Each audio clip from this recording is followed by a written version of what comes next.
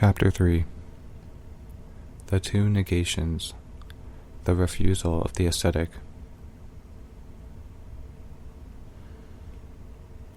All this is the Brahman.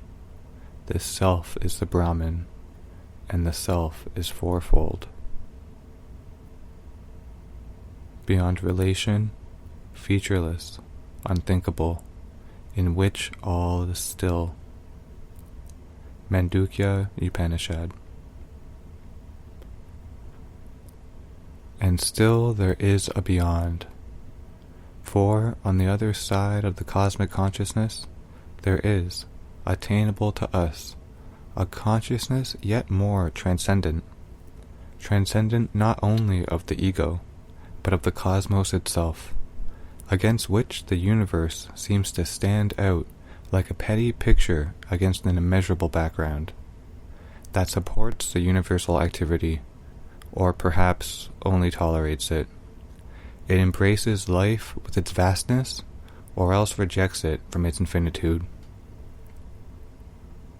If the materialist is justified from his point of view in insisting on matter as reality, the relative world as the sole thing of which we can in some sort be sure, and the beyond as wholly unknowable, if not indeed non-existent, a dream of the mind, an abstraction of thought, divorcing itself from reality. So also is the sannyasin, enamored of that beyond, justified from his point of view in insisting on pure spirit as the reality. The one thing free from change, birth, death, and the relative as a creation of the mind and the senses, a dream, an abstraction, in the contrary sense, of mentality withdrawing from the pure and eternal knowledge. What justification, of logic or of experience, can be asserted in support of the one extreme, which cannot be met by an equally cogent logic and an equally valid experience at the other end? The world of matter is affirmed by the experience of the physical senses, which, because they are themselves unable to perceive anything immaterial or not organized as gross matter, would persuade us that the suprasensible is the unreal. This vulgar or rustic error of our corporeal senses does not gain in validity by being promoted into the domain of philosophical reasoning. Obviously, their pretension is unfounded. Even in the world of matter, there are existences of which the physical senses are incapable of taking cognizance. Yet, the denial of the suprasensible as necessarily an illusion or a hallucination depends on this constant sensuous association of the real with the materially perceptible, which is itself a hallucination. Assuming throughout what it seeks to establish has the vice of the argument in a circle and can have no validity for an impartial reasoning. Not only are there physical realities which are suprasensible, but, if evidence and experience are at all a test of truth, there are also senses which are superphysical, and can not only take cognizance of the realities of the material world without the aid of the corporeal sense organs, but can bring us into contact with other realities, superphysical and belonging to another world, included, that is to say, in an organization of conscious experiences that are dependent on some other principle than the gross matter of which our suns and earths seem to be made. Constantly asserted by human experience and belief since the origins of thought, this truth, now that the necessity of an exclusive preoccupation with the secrets of the material world no longer exists, begins to be justified by new-born forms of scientific research. The increasing evidences, of which only the most obvious and outward are established under the name of telepathy with its cognate phenomenon, cannot long be resisted except by minds shut up in the brilliant shell of the past, by intellects limited in spite of their acuteness through the limitation of their field of experience and inquiry, or by those who confuse enlightenment and reason with the faithful repetition of the formulas left to us from a bygone century, and the jealous conservation of dead or dying intellectual dogmas. It is true that the glimpse of superphysical realities acquired by methodical research has been imperfect and is yet ill-affirmed, for the methods used are still crude and defective. But these rediscovered subtle senses have at least been found to be true witnesses to physical facts beyond the range of the corporeal organs. There is no justification, then, for scouting them as false witnesses when they testify to superphysical facts beyond the domain of the material organization of consciousness. Like all evidence, like the evidence of the physical senses themselves, their testimony has to be controlled, scrutinized and arranged by the reason, rightly translated and rightly related, and their field, law, and processes determined. But the truth of the great ranges of experience, whose objects exist in a more subtle substance, and are perceived by more subtle instruments than those of gross physical matter, claims in the end the same validity as the truth of the material universe. The worlds beyond exist. They have their universal rhythm, their grand lines and formations, their self-existent laws and mighty energies, their just and luminous means of knowledge. And here on our physical existence and in our physical body they exercise their influences. Here also they organize their means of manifestation and commission their messengers and their witnesses. But the worlds are only frames for our experience, the senses only instruments of experience and conveniences. Consciousness is the great underlying fact, the universal witness for whom the world is a field, the senses instruments. To that witness, the worlds and their objects appeal for their reality, and for the one world or the many, for the physical equally with the supraphysical, we have no other evidence that they exist. It has been argued that this is no relation peculiar to the constitution of humanity and its outlook upon an objective world, but the very nature of existence itself. All phenomenal existence consists of an observing consciousness and an active objectivity, and the action cannot proceed without the witness, because the universe exists only in and for the consciousness that observes, and has no independent reality. It has been argued in reply that the material universe enjoys an eternal self-existence. It was here before life and mind made their appearance. It will survive after they have disappeared, and no longer trouble with their transient strivings, and limited thoughts the eternal and inconscient rhythm of the suns.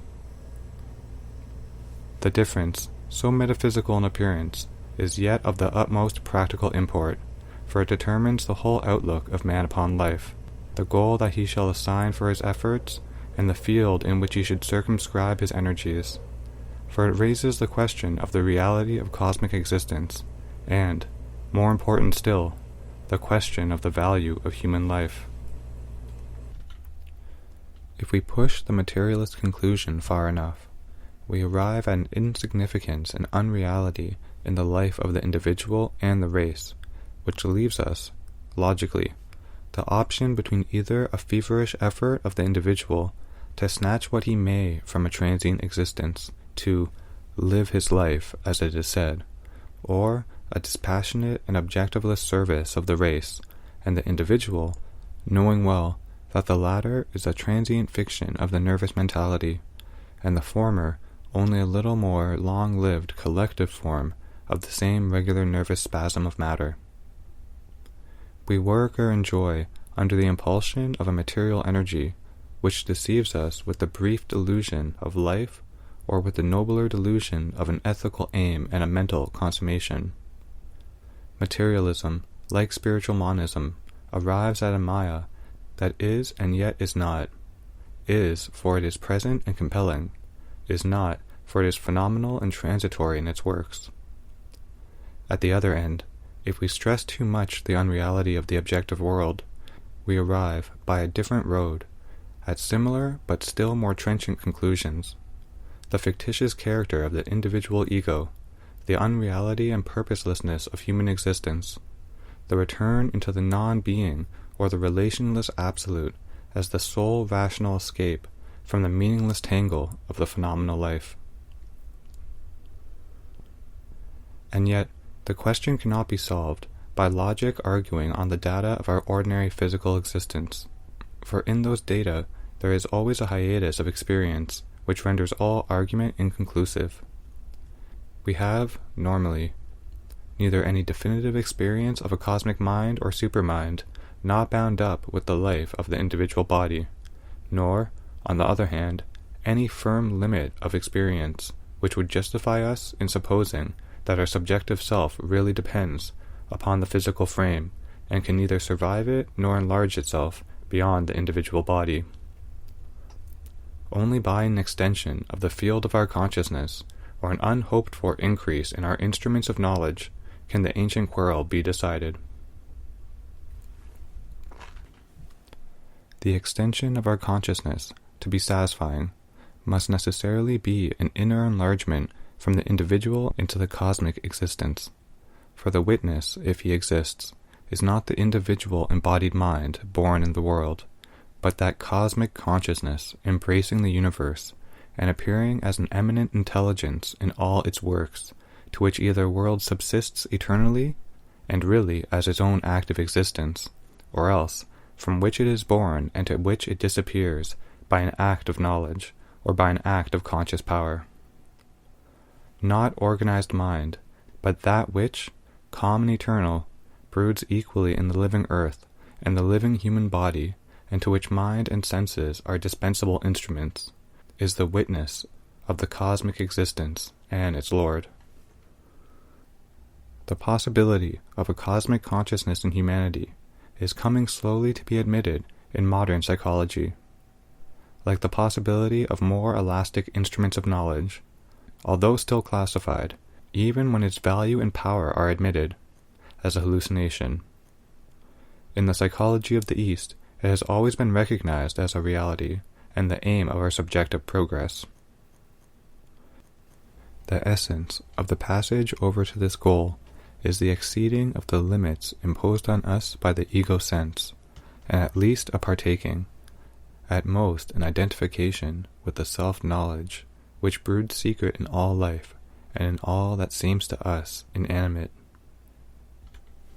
Entering into that consciousness, we may continue to dwell, like it, upon universal existence. Then we become aware, for all our terms of consciousness, and even our sensational experience begins to change, of matter as one existence and of bodies as its formations, in which the one existence separates itself physically in the single body from itself in all others, and again by physical means establishes communication between these multitudinous points of its being. Mind we experience similarly, and life also, as the same existence, one in its multiplicity, separating and reuniting itself in each domain by means appropriate to that movement. And, if we choose, we can proceed farther, and, after passing through many linking stages, become aware of a supermind whose universal operation is the key to all lesser activities. Nor do we become merely conscious of this cosmic existence, but likewise conscious in it, receiving it in sensation, but also entering into it in awareness.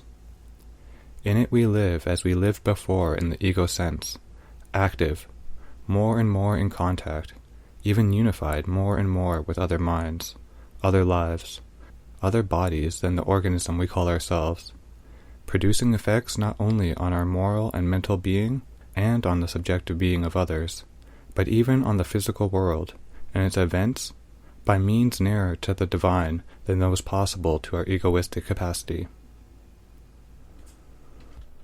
Real then to the man who has had contact with it, or lives in it, is this cosmic consciousness, with a greater than physical reality, real in itself, real in its effects and works.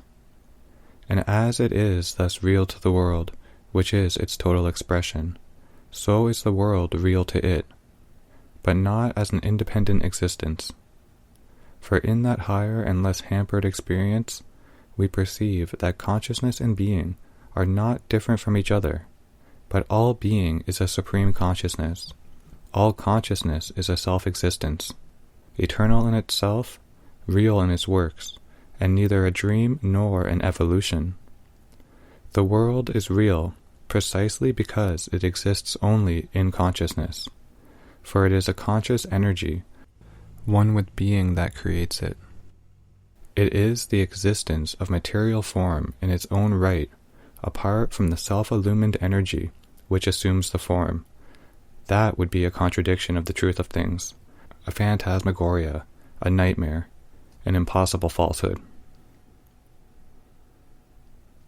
But this conscious being, which is the truth of infinite supermind, is more than the universe and lives independently in its own inexpressible infinity, as well as in the cosmic harmonies.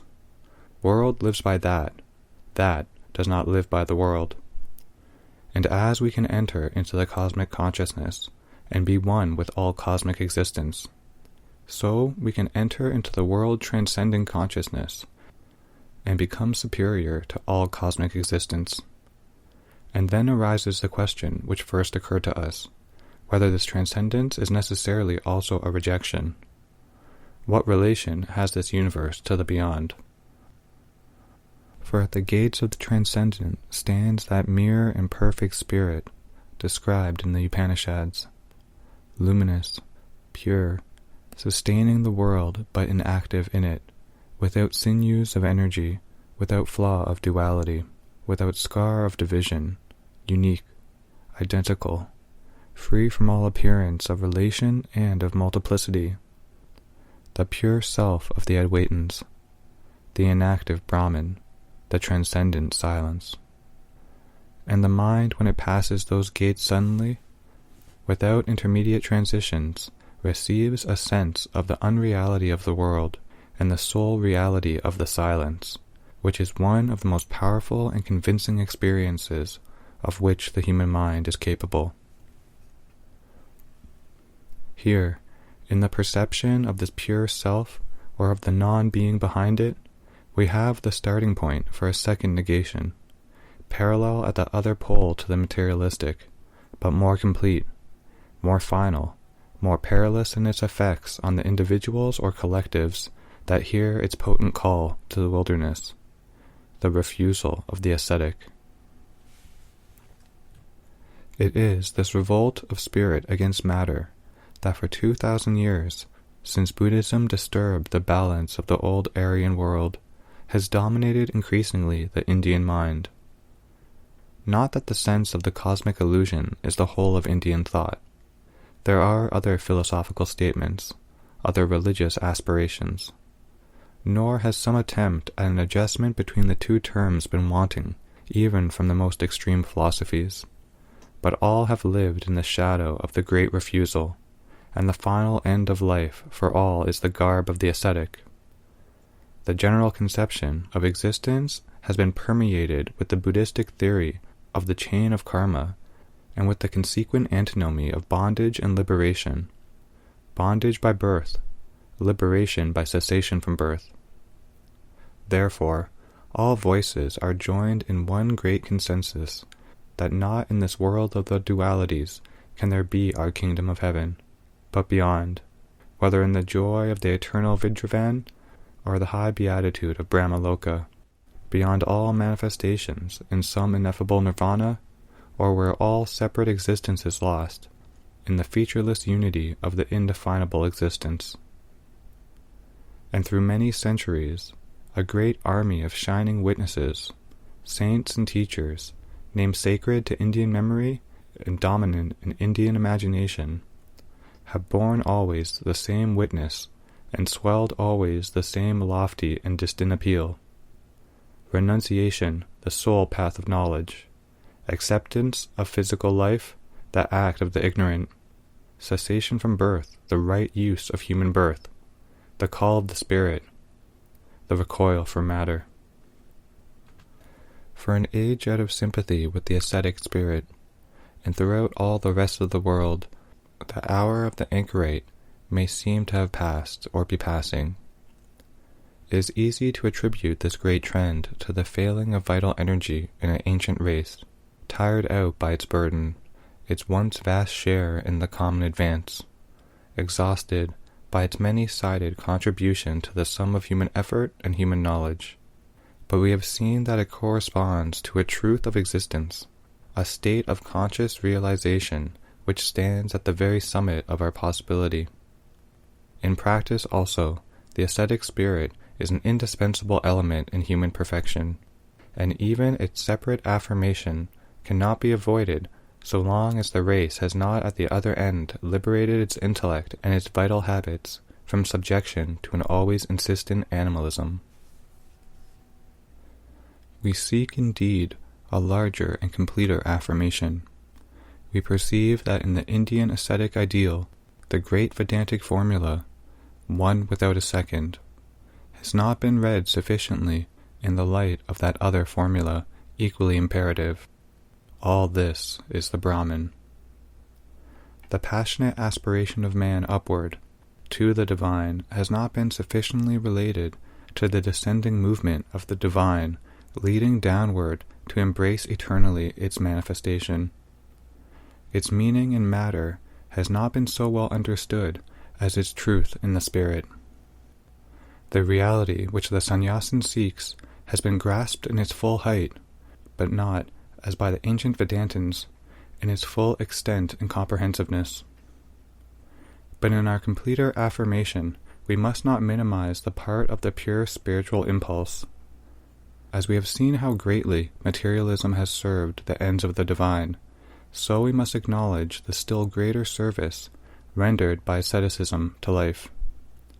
We shall perceive the truth of material science and its real utilities in the final harmony, even if many, or even if all of its existing forms have to be broken or left aside. An even greater scruple of right preservation must guide us in our dealing with the legacy, however actually diminished or depreciated, of the Aryan past. End of chapter 3.